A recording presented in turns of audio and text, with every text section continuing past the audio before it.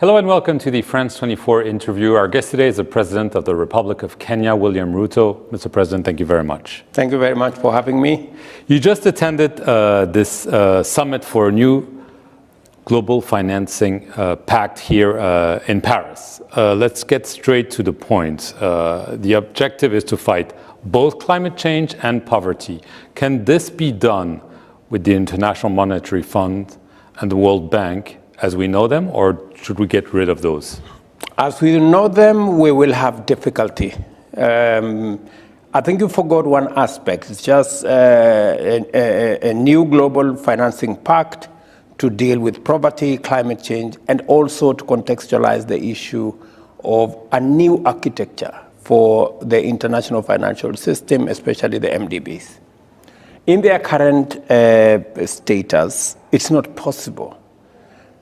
We have three important issues that inform how we move forward on both issues of financing and also climate change. One is urgency, pace, speed, one aspect. The other aspect is scale, numbers. And the third aspect is cost. How much does it cost? In its current setup, our multilateral development banks take ages to get anything done. There is all manner of bureaucracy.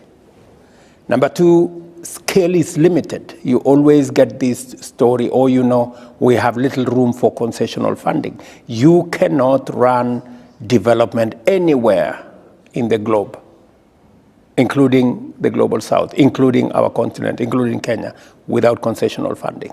And then number three is that we pay, especially those of us from the global south, especially for those of us in the African continent, we pay up to 8 times more for the same resources because of something called risk.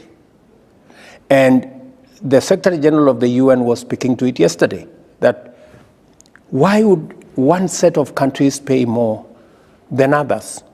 That system that others pay 8 times more than others is broken. It is rigged. It is unfair.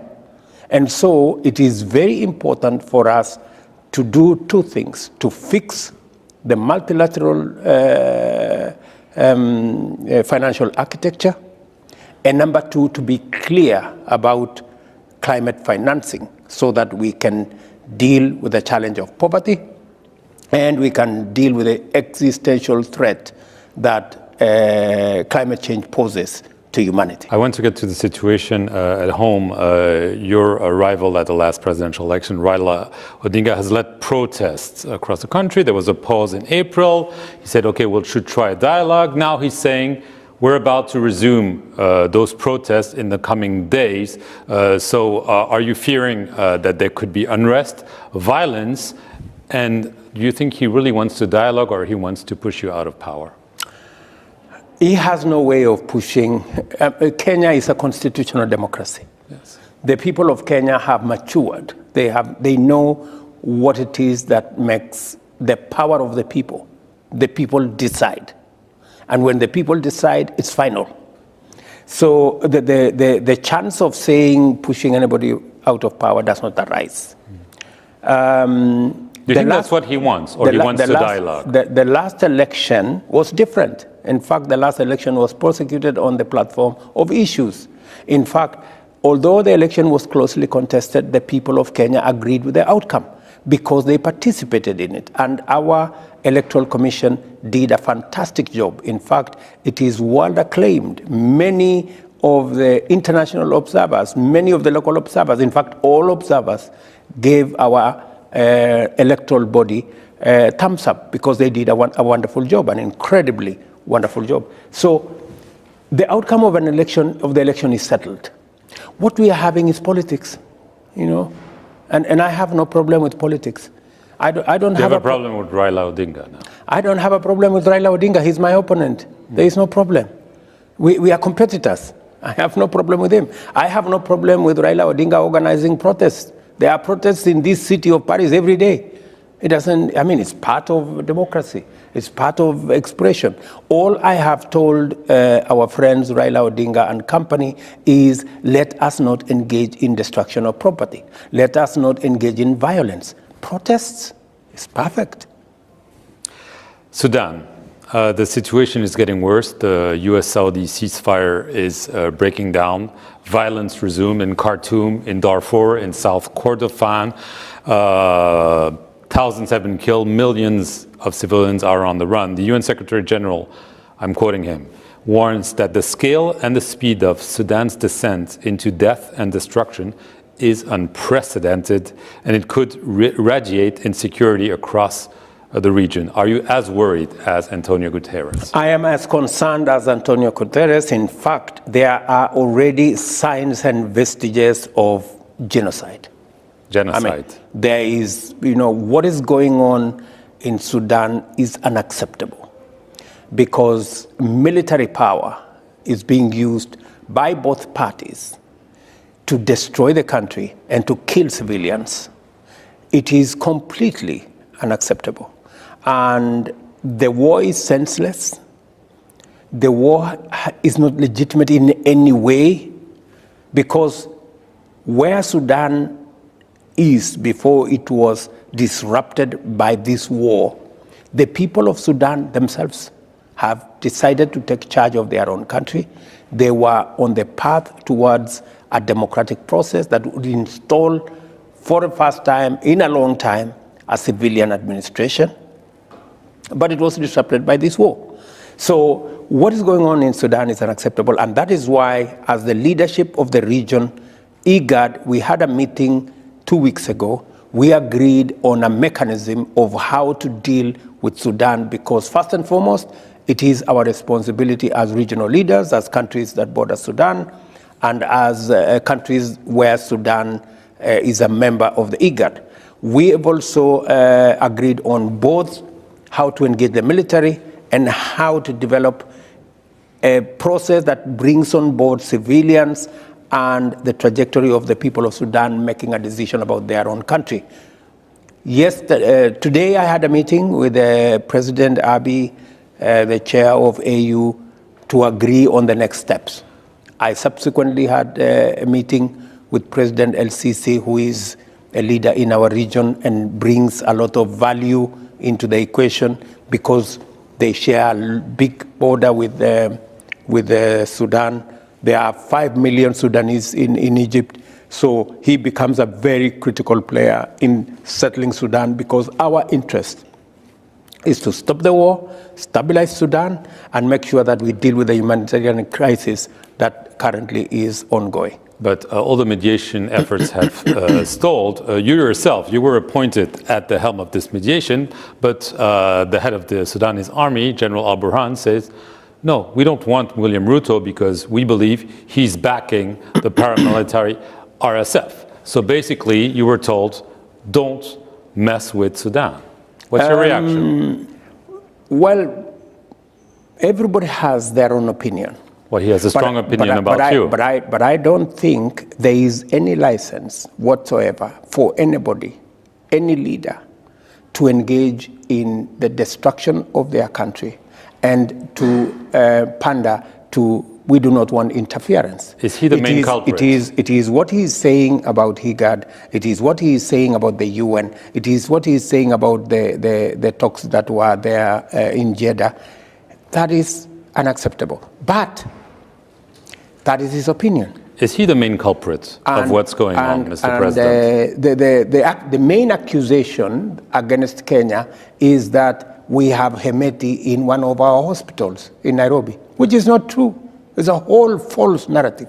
But that aside, we are much more concerned about the millions of people in Sudan who today are dead, or the children and women who have no access to food. In fact, people are dying, children are dying because they have no food. And that is why the Secretary General called for a pledging session on Monday, and Kenya is among the countries that pledged and is giving money for humanitarian support for the people of Sudan because we believe in a solution. Can you answer my question? Is General al-Burhan the male culprit in your eyes of the genocide you're describing? It is not for me to apportion blame at the moment. We want to resolve the issue. And that issue will not be resolved until we get General al-Burhan, General Emeti, and the political leaders, the civil society, women groups, youth groups, onto the table so that we can sort out this problem. You still hope it's feasible? It is feasible. DRC, quickly. Obviously, in the east of the DRC, the East African community sent a military force several months ago. However, President Tshisekedi of the DRC has been critical of the force, saying, they're not really going after the armed groups, especially the M23 group, and the Kenyan general who was leading the force resigned, and we don't really understand what's it. And by the way, we don't really want this force anymore. We'd rather have a force from SADC. So this means this military venture is a failure, and you're going to pull your troops out, if I follow the logic. We will not walk away from the people of DRC. The problem in DRC is our problem. The people of DRC deserve better than they have. They deserve a much more peaceful environment. They've been at it for 20, 30 years. We cannot continue to turn a blind eye to what's going on in DRC. And that is why the region made a decision, and we are spending our own resources. But you're not welcome anymore, Mr. President. The president said we don't want... Welcome or no welcome, it is our region. And for your information, when we were the first, Kenya was the first in the theater in November last year. I remember that. When we went to DRC in November last year, the M23 was 7 kilometers to Goma.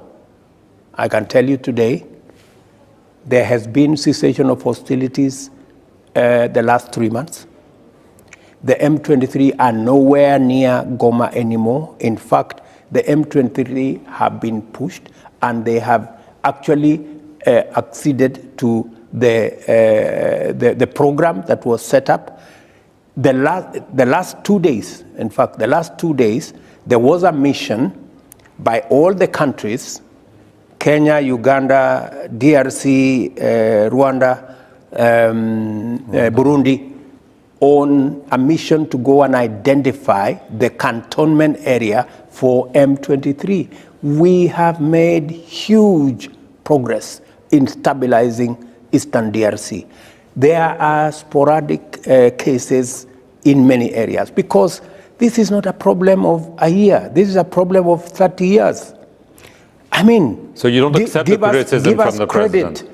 The last 6 months, we have managed to do what was not done in 30 years. We have stabilized the place. There is a real chance today that the M23 will be cantoned. In fact, the last summit we had in Burundi, DRC government itself said, yes, where we had identified as the cantonment area for M23 is not livable, because there's no water, there's no road, there's nothing, it's a bush. So we said, okay, let's agree on a different place. And that is the place that the mission was being sent to look at 2 days ago. So there is general acceptance that a lot of progress has been made. It could have been faster, maybe, but I don't think it could have been faster than what it is. So you're staying the course? We are staying the course, and DRC is on board.